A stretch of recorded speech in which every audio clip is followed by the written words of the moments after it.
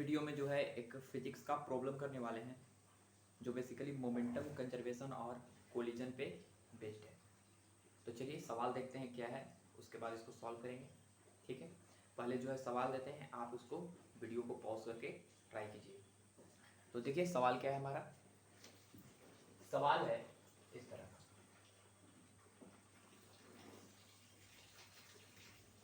एक सीलिंग है और इन सीलिंग के साथ 3 ठो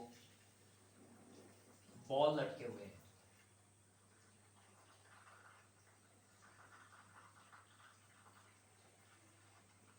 तीन ठो बॉल लटके हुए हैं और इनिशियली तीनों बॉल जो है वो सेम हॉरिजॉन्टल लेवल पे है। ठीक है, ये तीनों बॉल जो है इलास्टिक बॉल, इलास्टिक बॉल्स। इनका मास जो है वो कैपिटल एम दिया है, इसका मास स्मॉल एम दिया है और इसका मास जो है वो स्मॉल एम दिया है। इस तरह से ये 3 ठो बॉल है और इस तरह से लटके हुए हैं और ये जो रस्सी से लटके हुए हैं वो जो है इनएक्सटेंसिबल स्ट्रिंग है और साथ ही साथ मासलेस स्ट्रिंग है। ये जो स्ट्रिंग दिया हुआ है ऑफ कोर्स हमारा इनएक्सटेंसिबल है और मासलेस है, मासलेस। ठीक है, और तीनों जो है इलास्टिक बॉल्स हैं, स्टील्स के बने हुए हैं। और हम करते क्या है कि कैपिटल एम मास का जो बॉल है इसको हम यहां से हॉरिजॉन्टल लेवल से एच हाइट ऊपर ले जाकर इनके सेंटर से छोड़ देते हैं। एच हाइट ऊपर ले जाके छोड़ देते हैं तो बताना है कि एम बॉल जो है वो एन के साथ आकर टकराएगा, कोलाइड करेगा। तो टकराने के बाद जो है एम का और एन का जस्ट आफ्टर कोलिजन स्पीड कितना होगा, ये सवाल है हमारा। तो सवाल पढ़िए, आराम से लिखिएगा। If capital M ball is released from the height h from the horizontal level, from the horizontal, इस हॉरिजॉन्टल लेवल से h हाइट ऊपर जो है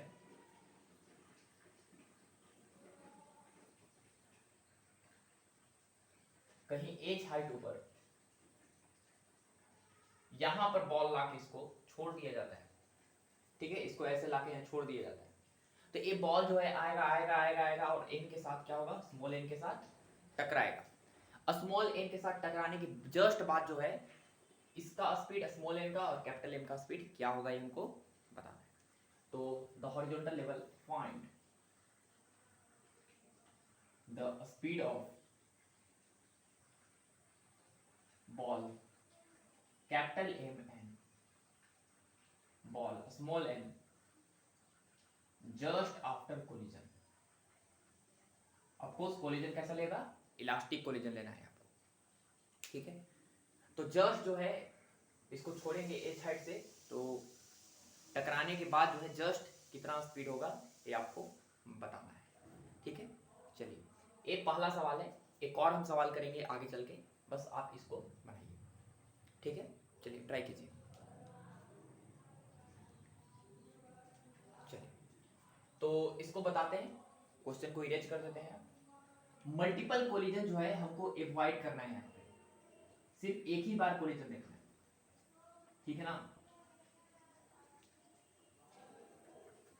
समझाते हैं पहले आराम से, सिचुएशन को एनालाइज करते हैं, आराम से समझिएगा। बहुत आसान सवाल है, थोड़ा सा कैलकुलेटिव है, कोई टफनेस नहीं है, समझिएगा। यहां पर अगर हम पहले कोलिजन जो है कैपिटल एम और स्मॉल एम का देखने वाले हैं। तो कोलिजन ऑफ, इसको भी इरेज कर रहे हैं थोड़ा देर के लिए, स्मॉल एम को। कोलिजन ऑफ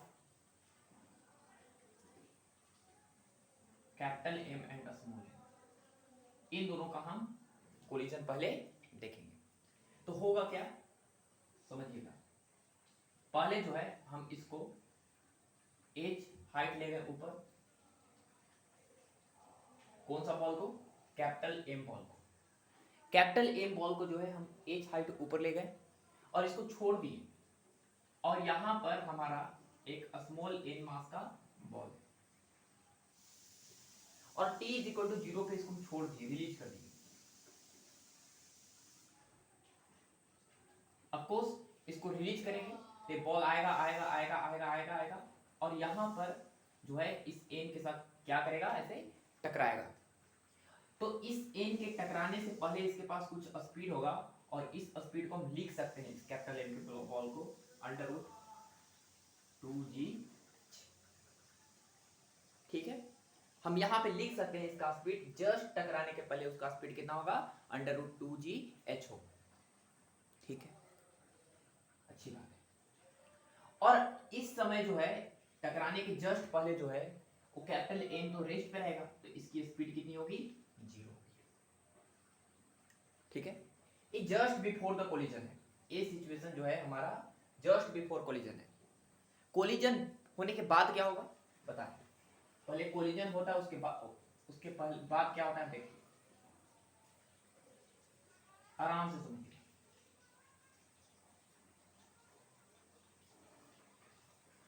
यहां पे दोनों बॉल आके मीट करते हैं, जैसे ही दोनों बॉल मीट करेंगे तो यहां पे समझिए होगा क्या,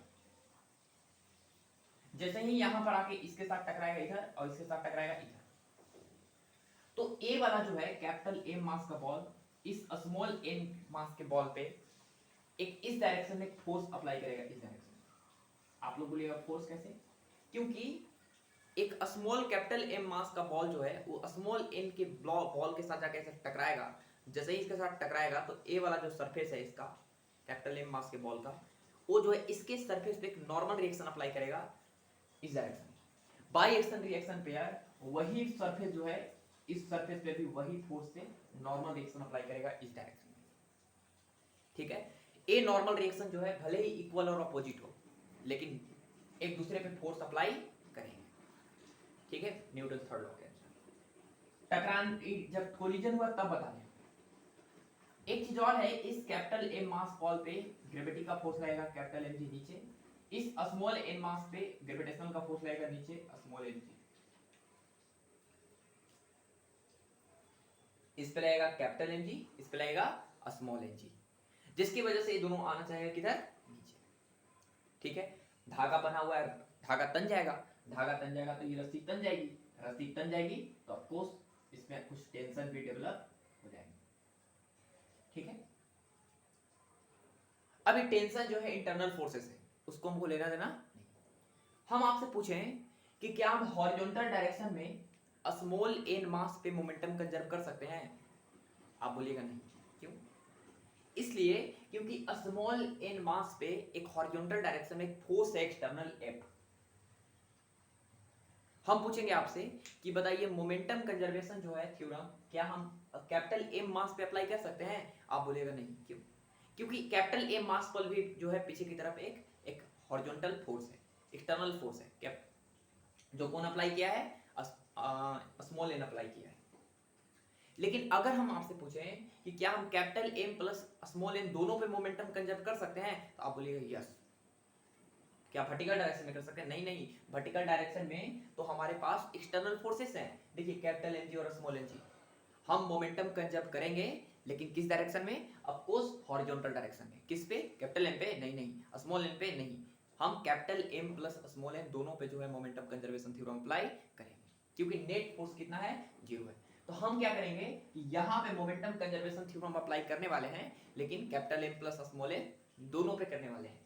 होने टकराने के बाद क्या होगा कि इस पे फोर्स लगेगा इस पे इधर, और इस पे फोर्स लगेगा इधर। हो सके तो टकराने के बाद जो है इस कैपिटल एम मास की बॉल की वेलोसिटी हो जाएगी v1 और स्मॉल एम के पास वेलोसिटी हो जाएगी v2।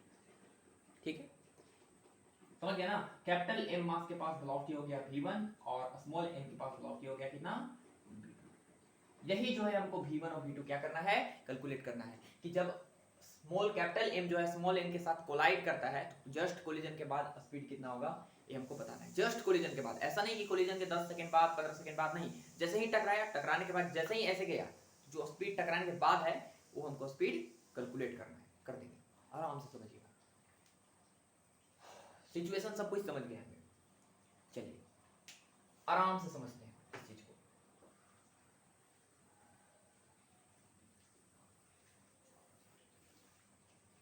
समझिएगा, सबसे पहले जो है हम मोमेंटम कंजर्वेशन थ्योरम अप्लाई करते हैं। मोमेंटम कंजर्वेशन थ्योरम क्या कैपिटल एम पर कर सकते हैं? नहीं, हम दोनों पे करेंगे, small m plus capital M, small m plus capital M, दोनों पर in horizontal direction. Horizontal direction, horizontal direction में नेट फोर्स जो है जीरो है, क्योंकि कैपिटल एम मास पे फोर्स इधर है, स्मॉल एन मास पे फोर्स इधर है, नेट फोर्स इक्वल और अपोजिट है, इसलिए क्या हो जाएगा, वो कैंसिल हो जाएगा। ठीक है, तो हम मोमेंटम कंजर्वेशन थ्योरम अप्लाई कर रहे हैं capital M plus small n दोनों पे हॉरिजॉन्टल डायरेक्शन। तो बताइए initial momentum equal to final momentum. Collision के जस्ट पहले मोमेंटम और कोलिजन के जस्ट बाद मोमेंटम को हम कंजर्व कर ही सकते हैं, ठीक है ना।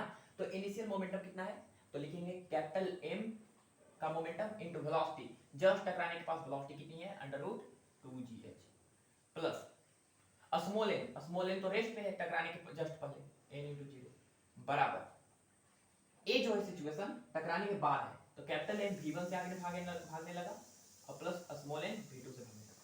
आप बोलिएगा सर आप v1 और v2 सेम डायरेक्शन में क्यों ले लिए, वेरिएबल है, मान लिए हो सके तो कैपिटल एम मास का बॉल और स्मॉल एन का बॉल जो है अगर सेम मास का हुआ तो दोनों जो है टकराने के बाद इधर जाएगा और इधर जाएगा, ठीक है ना। अगर इसका मास बड़ा हुआ इसका मास छोटा हुआ तो उसकी वेलोसिटी ज्यादा होगी, इसकी कम होगी। हो सके कि इसका मास कम है इसका मास बहुत ज्यादा है, तो टकरा के इधर पीछे भी आ सकता है, ठीक है। तो डिपेंड करेगा मास पे, इसलिए उसका वेरिएबल संभाल लेगा, कोई दिक्कत नहीं। तो यहां पर हम हो गया मेरे पास m × √2gh बराबर mv1 प्लस mv2, इक्वेशन मान लीजिए आप फर्स्ट। अब यहां पे दो वेरिएबल है, क्या क्या वेरिएबल है, v1 और v2। तो इसको सॉल्व करने के लिए भी कितने इक्वेशन चाहिए, ऑफ कोर्स दो इक्वेशन चाहिए। तो एक इक्वेशन कहां से आएगा, आप लोग बोलिएगा सर यहां पे कोलिजन तो इलास्टिक हुआ है, इलास्टिक कोलिजन में हमको पता है कि एनर्जी में काइनेटिक एनर्जी में लॉस नहीं होता है, इसलिए हम बोल सकते हैं कि initial kinetic energy equal to final kinetic energy, ठीक है। एनर्जी कंजर्वेशन भी आप यूज कर सकते हैं। तो शुरुआत में जो काइनेटिक एनर्जी होगा और फाइनल काइनेटिक एनर्जी आपस में क्या होगा, बराबर, क्योंकि इलास्टिक कोलिजन हुआ है। चलिए तो बताइए initial kinetic energy 1/2 capital M के पास m × v², स्पीड है √2gh का होल स्क्वायर प्लस 1/2 n × 0 का स्क्वायर, क्योंकि स्मॉल n मास का बॉल जो है वो रेस्ट पर है। Final kinetic energy 1/2 capital m × v1², ये v1 से भागने लगा और प्लस 1/2 n × v2², ठीक है, ये होगा। चलिए इसको सॉल्व करते हैं। तो 1/2, अच्छा ये 1/2 तो सब कैंसिल हो जाएगा, ये भी 1/2 कैंसिल हो गया, यहां पे बच गया m × रूट से स्क्वायर भी कैंसिल हो गया, हमारे पास बच गया 2mgh, 2mgh बराबर यहां पे कितना बच गया, तो m × v1² plus n × v2²। अब यहां पर आप v1 का वैल्यू यहां से निकालिए इस इक्वेशन से और यहां पे पुट कर दीजिए, आपको v2 आ जाएगा, v1 v2 दोनों आ जाएगा, निकाल देते हैं, क्या दिक्कत है। तो हम क्या करेंगे कि फ्रॉम इक्वेशन से 2mgh बराबर कैपिटल M है, कैपिटल M बराबर कैपिटल M v1², यहां से v1 का वैल्यू निकालेंगे तो आएगा मेरे पास कितना, m कट जाएगा √2gh माइनस n/m × v2 उसका होल स्क्वायर। यहां से आप v1 का वैल्यू निकाल लीजिए, देखिए v1 का वैल्यू हम यहां निकालेंगे तो आएगा √2gh minus small n upon capital M × v2, ये आएगा। अब ए उठा के आप यहां पे रख दीजिए और प्लस कितना n × v2², इतना क्लियर हो गया होगा, ठीक है। चलिए सॉल्व करते हैं। तो होगा 2mgh बराबर कैपिटल M × a - b का होल स्क्वायर, क्या होता है a² - b a² + 2ab, sorry A square minus 2ab plus B square, इसका स्क्वायर करेंगे तो क्या होगा 2gh प्लस बी स्क्वायर, तो N square by M square v2 square A square plus B square minus 2ab, तो minus 2a एक जगह पे under root 2gh into B, B is N by M into v2, ए हो गया हमारा a minus B का whole square और plus सुबह बाद में लिखा हुआ n इंटू v2 का होल स्क्वायर। तो यहाँ से देखिए कि 2mgh बराबर गुना करेंगे तो 2mgh प्लस इसको गुना करेंगे तो एक m कट जाएगा तो बचेगा n square by m into v2 square minus इसको गुना करेंगे तो m से m पूरा कट जाएगा, यहाँ पे बचेगा कितना हमारे पास 2 root 2gh n into v2 plus n into v2 का स्क्वायर। ध्यान से देखिएगा 2mgh और 2mgh क्या हो जाएगा, कैंसिल हो जाएगा, ठीक है। और क्या क्या कैंसिल होगा बताइए, यहाँ पर एक v2 और एक v2 भी कैंसिल होगा, अच्छी बात है। देखिए यहाँ पे एक n और एक n भी कैंसिल होगा। अच्छा अब बताइए माइनस 2 रूट 2gh है, इसको इधर लाएंगे तो क्या होगा प्लस 2 रूट 2gh बराबर, दिख रहा है ना, बराबर इधर हो गया n by M v2 plus v2, तो आप n by m plus 1 into v2 लिख लीजिए, v2 कॉमन लेंगे तो हमारे पास वेलोसिटी आ गया v2 का वैल्यू कितना आ गया m into 2m under root 2gh by m plus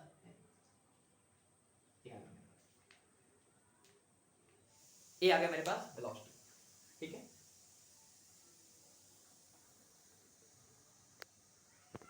ठीक है ना, ये आ गया मेरे पास वेलोसिटी, ठीक है। चलिए अब हमको v2 निकल गया, इसकी वेलोसिटी निकल गई स्मॉल n की, हम कैपिटल M का भी वेलोसिटी निकाल सकते हैं, बिल्कुल निकाल सकते हैं, कैसे अभी निकालते हैं। देखिए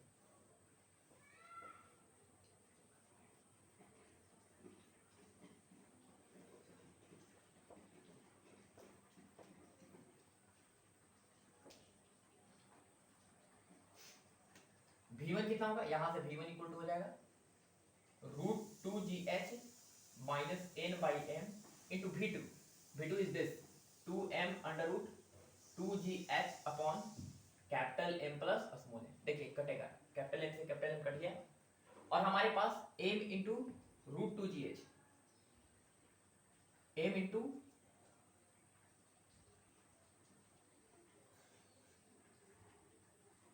रूट 2gh माइनस यहां पे कितना होगा m into plus n into root 2gh minus n into 2 root 2gh by m plus n, तो v1 का वैल्यू आ गया मेरे पास कितना m minus n under root 2gh into m minus n by m plus,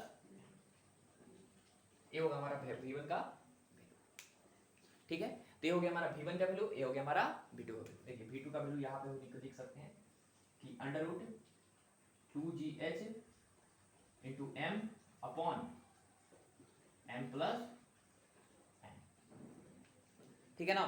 ये हो गया हमारे पास किसका वैल्यू, v1 और v2 का वैल्यू हो गया, ठीक है। चलिए आगे चलते हैं, v1 और v2 का वैल्यू हमको पता चल गया। अब अगला सवाल में इसी में सवाल करते हैं, अगला पार्ट सवाल का, ठीक है। इस वेलोसिटी को हम कहीं पे निकाल के रख लेते हैं, यहाँ पे रख लेते हैं कि v1 इक्वल टू आ गया मेरे पास 2gh into m minus n by m plus n, और v2 इक्वल टू आ गया मेरे पास 2 root 2gh into m by m plus. चलिए ये हम देख लिए वेलोसिटी, आगे चलते हैं, अब जो हमारा सिस्टम दिया हुआ था उसमें 3 मासेस थे, हम तो कैपिटल M और स्मॉल n का कोलिजन देख लिए, अब स्मॉल n और स्मॉल m का कोलिजन बचा हुआ है, ठीक है। समझिएगा, उसको हम पहले सवाल से तुमको आपको बताते हैं, उसके बाद समझ में आएगा, आराम से समझिए। अब यहाँ पे हमारा कार्डल था, स्मॉल m के पास वेलोसिटी था v2 और यहाँ पर हमारे पास स्मॉल m मास का बॉल है, स्मॉल m मास का, ऐसा नहीं कि बहुत दूर रखा हुआ है, बहुत नजदीक रखे हुए हैं। ये हमारे क्या है, स्मॉल m मास का बॉल है। अब इसकी वेलोसिटी कितनी है टकराने के बाद, v2। हमको n मास का वेलोसिटी पता है। अब क्या होगा समझिएगा, अब क्या होगा कि n जो है, n मास का बॉल, ये जाएगा जाएगा जाएगा जाएगा जाएगा जाएगा और इसके साथ टकराएगा। जैसे ही टकराएगा तो इस स्मॉल n मास का जो सरफेस है, वो स्मॉल m मास के सरफेस पे तगड़ा सा इंपल्सिव फोर्स आगे की तरफ लगाएगा। जैसे इसकी वेलोसिटी इस डायरेक्शन में बढ़ेगी, ठीक है।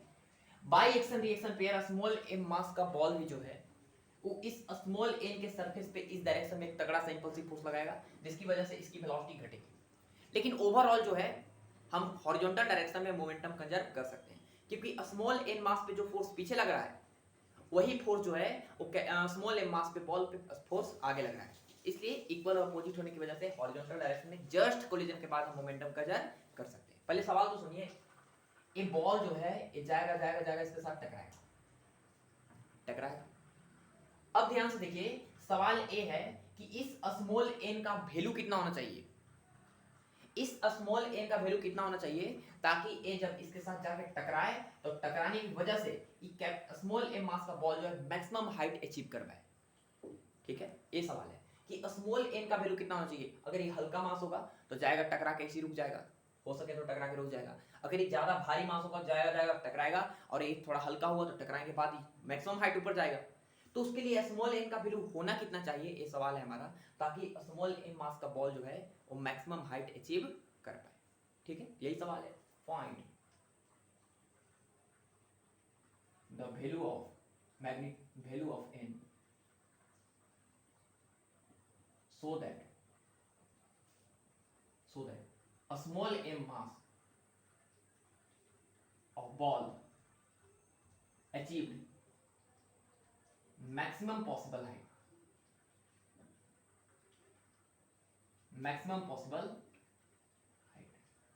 ये जो है स्मॉल m मास का बॉल जो है वो एक मैक्सिमम पॉसिबल हाइट अचीव कर पाए, इसलिए स्मॉल n का वैल्यू कितना होना चाहिए, ये हमारा सवाल है। चलिए पॉज करके ट्राई कीजिए। और इसी में जो है हमको and also find maximum height,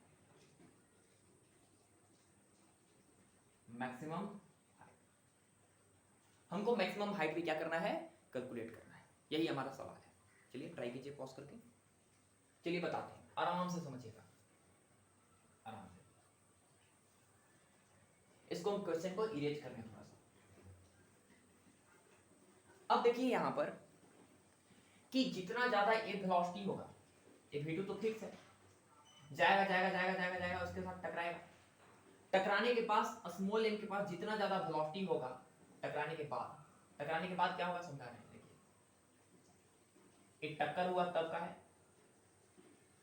एक टक्कर हुआ माने कोलिजन हुआ उस समय का है कि स्मॉल m यहां पर है, कैपिटल M यहां पे, इस पे तगड़ा सा इंपल्सिव फोर्स इधर लगा F, और इस पे तगड़ा सा इंपल्सिव फोर्स F आगे लगा। A फोर्स जो है इसकी वेलोसिटी को कम करेगा, जबकि A फोर्स जो है इसकी वेलोसिटी को बढ़ाएगा। अब इसकी वेलोसिटी बढ़ेगा और इसकी वेलोसिटी टकराने के बाद मान लीजिए कि स्मॉल m के पास वेलोसिटी हो गया v1 डैश, और स्मॉल m के पास वेलोसिटी हो गया v2 डैश टकराने के बाद। ये जस्ट आफ्टर कोलिजन है, एक कोलिजन वाला केस है जब यहाँ पे कोलिजन हुआ, और ये जस्ट आफ्टर कोलिजन है, जस्ट आफ्टर। अब देखिए ध्यान से, जस्ट आफ्टर कोलिजन है। अब अगर ये जो है स्मॉल m मास का बॉल वो मैक्सिमम हाइट अचीव करना चाहता है, तो मैक्सिमम हाइट तब अचीव कर पाएगा जब इस v2 का वैल्यू बड़ा हो। जितना ज्यादा v2 बड़ा होगा उतना ज्यादा जो है मैक्सिमम हाइट अचीव कर पाएगा। अगर v2 कम होगा तो थोड़ा सा जाके इधर गिर जाएगा, अगर v2 और ज्यादा हुआ तो और ज्यादा ऊपर जाएगा, और बड़ा हुआ तो और ज्यादा है। तो मैक्सिमम हमको v2 का वैल्यू मैक्सिमम करना है। ठीक है, अगर v2 का वैल्यू मैक्सिमम होगा तो उसके लिए एक स्पेसिफिक मास होगा, और वही स्पेसिफिक मास हमको n फाइंड करना है, जिसके लिए v2 का वैल्यू क्या होगा, मैक्सिमम होगा। तो चलिए निकालते हैं फिर से। यहाँ पे मोमेंटम कंजर्व करेंगे किस पे, n पे नहीं, स्मॉल m पे तो फोर्स है इधर की तरफ, स्मॉल m पे नहीं, स्मॉल m पे तो फोर्स है इस डायरेक्शन में। हम नेट फोर्स हॉरिजॉन्टल डायरेक्शन में कंजर्व करेंगे।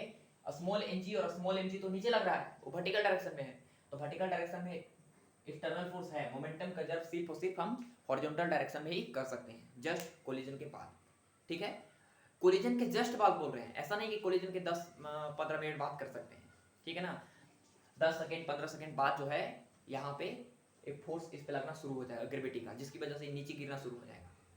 ठीक है ना, तो यहाँ पे जस्ट कोलिजन के बाद हम जो है मोमेंटम कंजर्व कर सकते हैं। ठीक है ना, चलिए तो मोमेंटम कंजर्व करते हैं किस पे, ऑफकोर्स हमारा इसको इरेज करते हैं, सॉरी यहाँ पर v2 से इसकी वेलोसिटी v2 थी और स्मॉल n जो था, स्मॉल n रेस्ट पे था, इसकी स्पीड 0 थी और इसका स्पीड v2 आगे की तरफ था। तो मोमेंटम कंजर्वेशन की हम अप्लाई करते हैं बिफोर कोलिजन, किस पे अप्लाई करते हैं, चलिए दोनों पे करते हैं। तो यहाँ पे करते हैं, देखिएगा momentum conservation on small m plus capital M दोनों in horizontal direction, small m and plus small m, small n and small m, m है m, small n and small m in horizontal direction. तो बताइए initial momentum equal to final momentum, initial momentum क्या है बता दें। Initial momentum जो है small n का मास का वेलोसिटी v2 है आगे की तरफ और प्लस स्मॉल m जो है वो रेस्ट पे है, small m into 0। Finally small n जो है v1 वेलोसिटी से भागने लगा v1 डैश से और प्लस स्मॉल m जो है v2 डैश से भागने लगा। ठीक है, चलिए आगे उसको थोड़ा सा सॉल्व करते हैं। और क्या है देखिएगा यहाँ पे, अभी सबका कोई काम नहीं है इसलिए इसको मैनेज कर रहे हैं। ठीक है, थोड़ा सा इसमें कैलकुलेशन लेंदी है और कुछ नहीं है, सवाल आसान है, आराम से समझिएगा। n into v2, n into v2 निकालना है आपको। v2 तो सवाल में दिया हुआ है, कितना है 2√2gh into m by m plus n और इक्वल टू e तो 0 हो गया बराबर n into v1 dash plus m into v2 dash.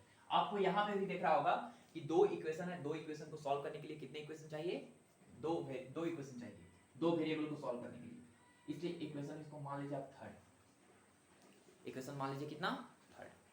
अब हमको एक इक्वेशन जो है काइनेटिक एनर्जी से मिलेगा, क्योंकि बॉल जो थे इलास्टिक थे, तो इलास्टिक कोलिजन के दौरान जो है काइनेटिक एनर्जी जो है वो क्या होती है, कंजर्व रहती है। तो initial kinetic energy equal to final kinetic energy.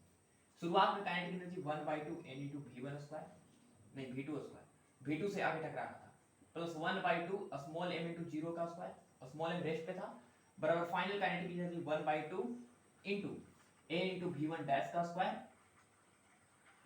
Plus 1/2 into small m into v2 dash का स्क्वायर, ये होगा। इतना तो सबको पता ही होगा। चलिए 1/2 1/2 1/2 1/2 कैंसिल हो गया, यहाँ पर आ गया n into v2 स्क्वायर बराबर n into v1 डैश का स्क्वायर और plus small m into v2 dash का स्क्वायर। यहाँ पे स्मॉल n और कैपिटल m में बहुत जो है फर्क समझना पड़ेगा आपको, ठीक है ना, इसलिए देखिएगा यहाँ पे n into v2 square, n into v2 square, v2 कितना है, v2 तो निकाल चुके हैं, कितना है n into 2√2gh into capital M by capital M plus small m, a हमारा v2 उसका होल स्क्वायर बराबर n into v1 डैश का square, n into v1 dash, यहाँ से v1 डैश निकाल सकते हैं, वैसे ही v1 डैश निकालने के लिए हम क्या करेंगे, n से डिवाइड करेंगे तो 1 आ जाएगा, हो जाएगा स्मॉल m बाई n, तो हमारे पास आ जाएगा कितना 2√2gh into capital M by capital M plus small m minus small m by, यहाँ पे स्मॉल m है भाई, small m into v2 dash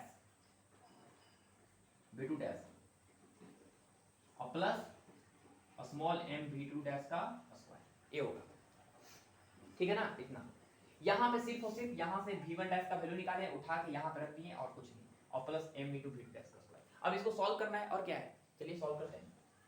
n into इसका स्क्वायर कीजिए तो 2 का स्क्वायर कितना हो जाएगा 4 और √2gh का स्क्वायर होगा 2gh into capital M square by कितना capital M plus small m का होल स्क्वायर, बराबर यहाँ पे कीजिए स्क्वायर, यहाँ पे स्क्वायर करना भूल गए, प्लस स्मॉल a इंटू ए क्या लिखा हुआ है a माइनस बी का होल स्क्वायर, तो उसको ओपन कीजिए, क्या होता है a स्क्वायर मैंने इसका स्क्वायर करेंगे तो 2 का स्क्वायर 4 रूट 2gh का स्क्वायर करेंगे तो कितना होगा 2gh और m square by m plus n का होल स्क्वायर माइनस इसका स्क्वायर कीजिए तो minus small m square by small n square into v2 dash square a square plus b square a square plus b square minus 2ab, समझिएगा यहाँ पे minus 2ab, a की जगह पे कितना लिखेंगे हम, a की जगह पे लिखेंगे 2 root 2gh into m by m plus n into a into b, b की जगह पे लिखेंगे small m by small n into v2 dash 2ab लिख लिए, और प्लस ये तो हो गया हमारा कोष्ट के अंदर, और plus m into v2 square, v2 dash का स्क्वायर, इसका कोई कैलकुलेशन और कुछ नहीं है।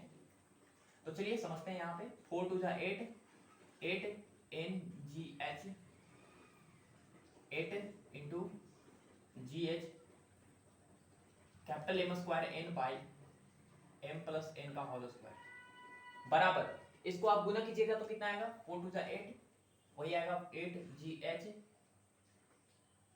Capital M square n by m plus n का होल स्क्वायर प्लस इसको गुना कीजिएगा तो एक n कट जाएगा, सिर्फ बचेगा m square by n into v2 dash का स्क्वायर, और इसको गुना कीजिएगा तो क्या होगा एक n कट जाएगा, यहाँ पे ऊपर बचेगा कितना माइनस 2 2 जा 4 root 2gh m into small n capital M into small n, अब n से तो कट जाएगा by capital M plus small n into v2 dash और plus small m v2 dash का स्क्वायर।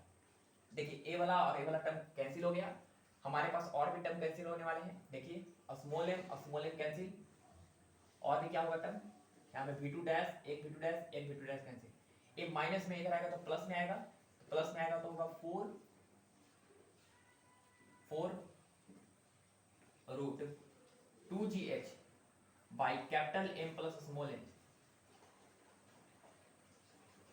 ठीक है, ये वाला माइनस में इधर आएगा तो प्लस में हो गया इंटू कैपिटल M, एक बार कैपिटल M बचा हुआ है, और इधर बचेगा कितना small m by small n और प्लस प्लस कितना यहाँ पे कैपिटल M है प्लस स्मॉल m इंटू यहाँ पे v2 डैश बचा हुआ है और plus small m into v2 dash, हमको यहाँ से v2 डैश निकालना है, निकाल देंगे कोई दिक्कत नहीं है। तो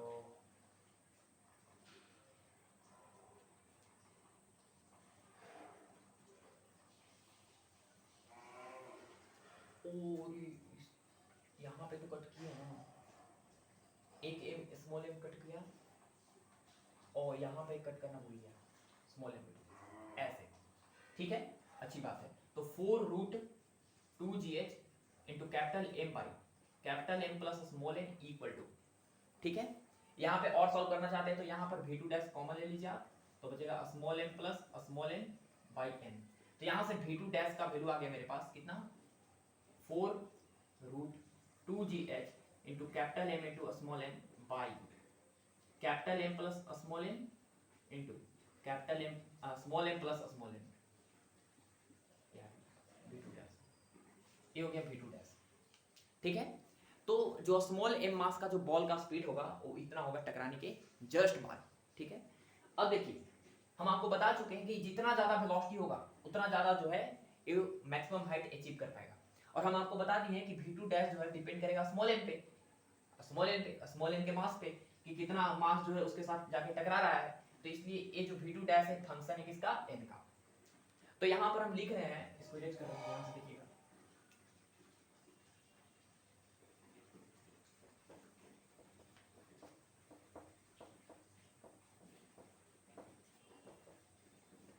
यहाँ पे हमको दिख रहा है कि अफकोर्स हमारा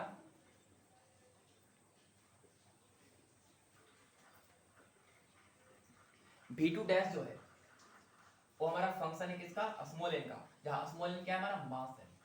अगर v2 डैश जो है वो स्मॉल n का फंक्शन है और अगर हमको v2 डैश का मैक्सिमम वैल्यू निकालना है तो आपको इसको डिफरेंशिएट करेंगे किसके रिस्पेक्ट में, n के रिस्पेक्ट में, और 0 के बराबर कर देंगे, सबको पता है। तो dv2 dash upon dn equal to कितना होना चाहिए, 0।